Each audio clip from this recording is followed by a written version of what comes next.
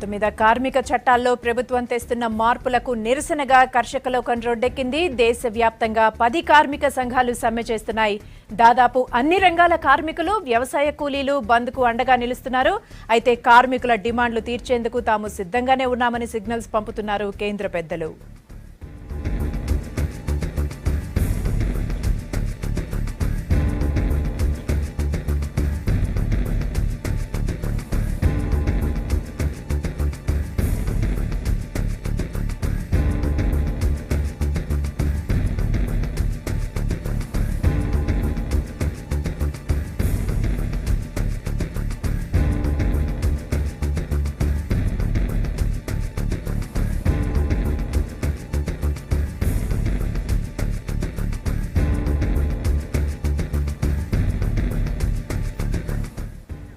ఇక బంద్ ప్రభావం ఎలా ఉంది? హైదరాబాద్ లో బంద్ ప్రభావం ప్రస్తుతానికైతే బాగానే కనిపిస్తోంది. కార్మిక సంఘాలని కూడా విధులు బహిష్కరించి నిరసన తెలుపుతున్నాయి.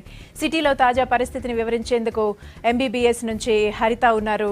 లక్డీ కపూల్ చౌరస్తా నుంచి శ్రీనివాస్ కూడా లైవ్ లో మనకి రిపోర్ట్ అందించేందుకు రెడీగా ఉన్నారు. ముందుగా హరిత దగ్గరికి వెళ్దాం. హరిత, గుడ్ మార్నింగ్. అండ్ శ్రీనివాస్, మీకు కూడా గుడ్ మార్నింగ్. ముందు హరిత, మీరు చెప్పండి, ఎంజీబీఎస్ దగ్గర పరిస్థితి ఎలా ఉంది? అంటే ఈ ప్రభావం ఎలా కనిపిస్తోంది?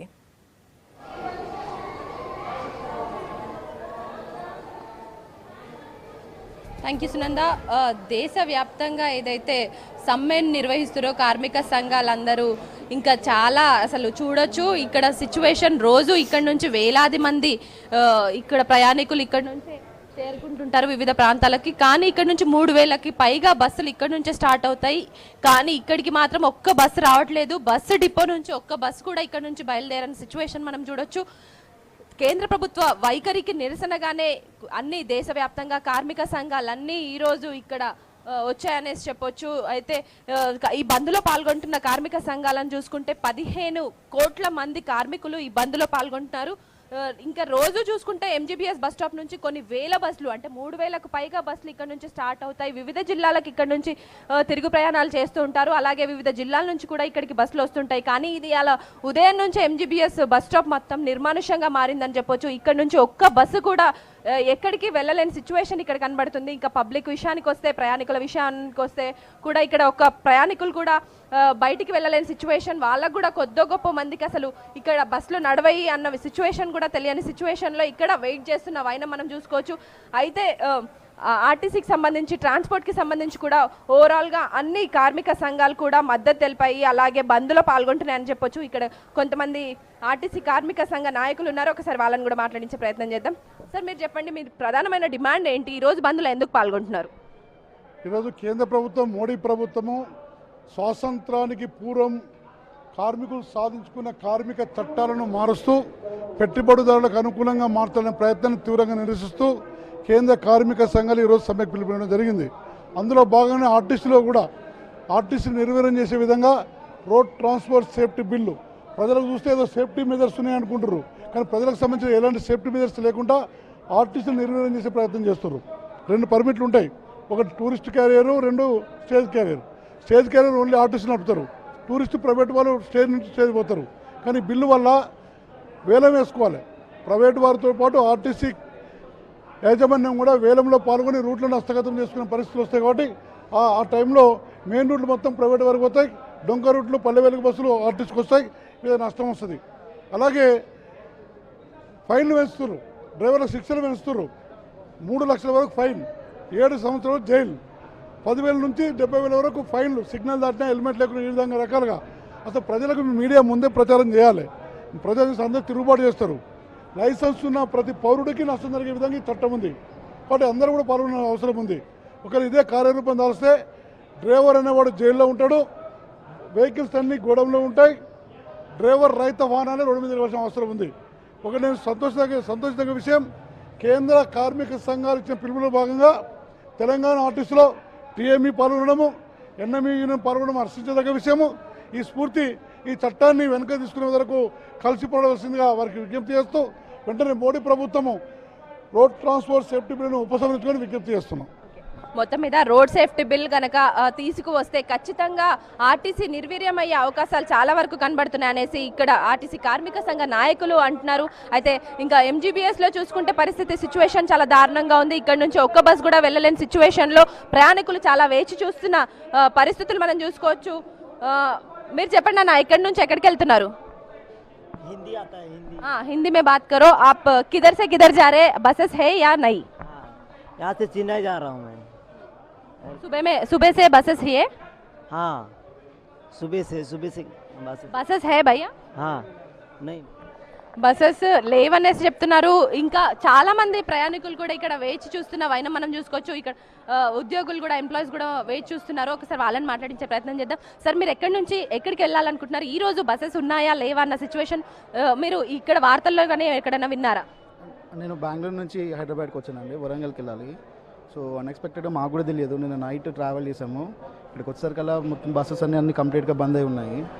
సో ఇప్పుడు బయట ట్రాన్స్పోర్టేషన్ కూడా ఏం లేదు. సో దాని గురించి అని చెప్పి మార్నింగ్ అరౌండ్ 7 o'clock వచ్చాము. 7 నుంచి ఇప్పటిదాకా అసలు ఒక బస్సు లేదు, బయట వెహికల్స్ కూడా ఏం లేవు. వరంగల్కి వెళ్ళాలి. అంటే ఇక్కడ అధికారులను మీరు అడిగారా? మరి బస్సులు ఎప్పటి నుంచి నడుస్తాయని చెప్పారు? ఎంక్వైరీస్ కూడా క్లోజ్ చేశారండి. అసలు ఎవరిని అడిగినా కూడా వాళ్ళు ఏం రెస్పాన్స్ అయితే ఏం లేదు ప్రస్తుతానికి. So we're just waiting. ఏదైనా ప్రైవేట్ ట్రావెల్స్ ఏమైనా అనుకున్నా కూడా ఏం దొరకట్లేదు ఇక్కడ. సార్, ఈ సార్వత్రిక సమ్మె గురించి మీకేమైనా తెలుసా? అసలు ఈ రోజు బంద్ ఎందుకు ప్రకటించారన్న సిచ్యువేషన్ ఏమైనా తెలుసా మీకు? No, we don't know anything. Actually, we came from Bangalore. So, మేము బెంగళూరు నుంచి వచ్చాము యాక్చువల్గా. సో మాకు ఇక్కడ ఈ పొజిషన్ ఏంటో తెలియదు. నైటే వచ్చాము మేము, ట్రావెలింగ్ చేసి మార్నింగ్ వరకు ఇక్కడ ఈ సిచ్యువేషన్ ఉన్నది.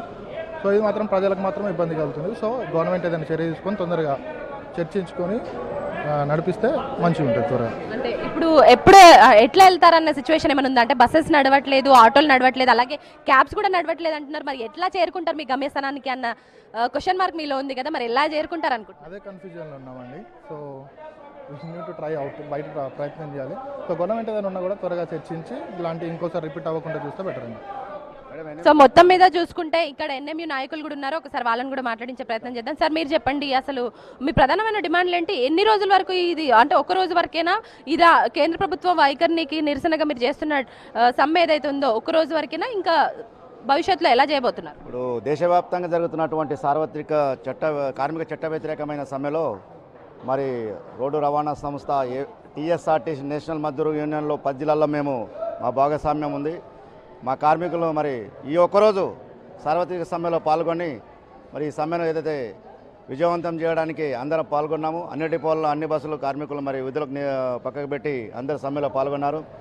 అయితే మోదీ ప్రభుత్వం నిర్వర్తిస్తున్నటువంటి ఈ చట్ట వ్యతిరేక విధానాలు చాలా ఇబ్బందికరమును, రాష్ట్ర రోడ్డు రవాణా సంస్థ నిర్వీర్యమయ్యే పరిస్థితిలో ఉంటుంది. కాబట్టి దీన్ని పూర్తిగా మేము వ్యతిరేకిస్తున్నాము. మరి 1979లో నెహ్రూ గారు ఏదైతే రవాణా రంగాన్ని పెత్తందారుల చేతుల్లో ఉంచి మరి అయితే దీన్ని మరి నేషనలైజ్ చేశాడో, మరి ప్రజలకు అనుకూలంగా మార్చిన ఈ రవాణా సంస్థ నిర్వహించడం అనేది మోదీ గారు మరి అట్టడుగు స్థాయి నుంచి వచ్చిన వ్యక్తిగా మరి కార్మికులను దృష్టిలో పెట్టుకోవాల్సిన అవసరం ఉందని మేము ఈరోజు సమ్మెతోటి ఆయనకు గట్టిగా మరి తెలియజేయడానికి చేస్తున్నాం. టీఎంయూ నాయకులుగా థామస్ రెడ్డి గారు, మీరు చెప్పండి, అంటే ప్రైవేట్ వెహికల్స్ని ఏవైతే ఎంకరేజ్ చేస్తున్నారంటున్నారో దాంట్లో ఎంతవరకు నిజం ఉంది? కేంద్ర ప్రభుత్వ వైఖరికి నిరసనగా మీరు చేస్తున్న ఈ సమ్మెలో ఎంతవరకు నిజం ఉంది? కేంద్ర ప్రభుత్వం ఇలా కార్మిక వ్యతిరేక విధానాలను అవలంబిస్తూ ఆర్టీసీలను నిర్వీర్యం చేసే దుశ్చర్యకు పాటుపడ్డది. రోడ్ ట్రాన్స్పోర్ట్ సేఫ్టీ బిల్ అనేది తీసుకురావడం జరుగుతూ ఉంది. రోడ్ ట్రాన్స్పోర్ట్ సేఫ్టీ బిల్ ద్వారా ఇలా ఆర్టీసీలన్నీ కూడా ప్రైవేట్ పరమయ్యేటువంటి పరిస్థితి వచ్చింది. ప్రైవేట్ వాళ్ళని ఎంకరేజ్ చేసే పరిస్థితి రావడం జరుగుతుంది.